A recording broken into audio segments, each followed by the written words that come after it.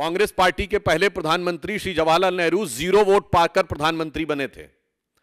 अप्रैल 1946 में कांग्रेस कार्य समिति की बैठक में 16 कांग्रेस कमेटियों में से एक ने पट्टाभी सीतारमैया को और एक ने कृपलानी जी को वोट दिया था, और बाकी सारे के सारे वोट सरदार पटेल को मिले थे और 0 वोट जवाहरलाल नेहरू को मिले थे। और इस बात की, उस घटना के अंदर का point by point, minute by minute reference Kripalani की किताब माई डेज विद गांधी में है, मौलाना आजाद की किताब इंडिया विंस फ्रीडम में है, दुर्गा दत्त की किताब India from Curzon to Nehru and thereafter में है।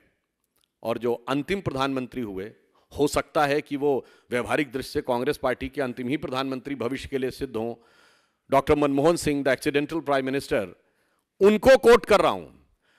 प्रणब मुखर्जी जी की पुस्तक का विमोचन करते समय सोनिया गांधी जी की उपस्थिति में स्वयं डॉक्टर मनमोहन सिंह जी ने कहा कि जब मुझे प्रधानमंत्री बनने के लिए कहा गया तो मैं प्रणब दा के पास गया, मैंने कहा प्रणब दा आप मुझसे अधिक योग्य हैं। डॉक्टर मनमोहन सिंह कहते हैं प्रणब दा आप सबसे अधिक योग्य हैं, मगर मैडम ने मुझे कहा है।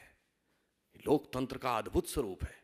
पहले प्रधानमंत्री से लेकर अंतिम प्रधानमंत्री तक, 0 वोट से लेकर 0 वोट तक प्रधानमंत्री बनाने वाले लोग आज कहते हैं कि लोकतंत्र हमें समझ में नहीं आता है, और लोकतंत्र के वास्तविक रक्षक वो हैं। फिर मैं कह रहा हूं, भारत के इतिहास में इनके जितने प्रधानमंत्री बने, इंदिरा गांधी जी क्या चुन के आई पहली बार? नहीं, कांग्रेस के अंदरूनी लड़ाई, इंडिकेट सिंडिकेट की लड़ाई में गूंगी गुड़िया के रूप में आई। स्वर्गीय राजीव गांधी जी का चुन के आए? नहीं, इंदिरा जी की दुखद हत्या से उपजी परिस्थितियों के कारण बनाए गए।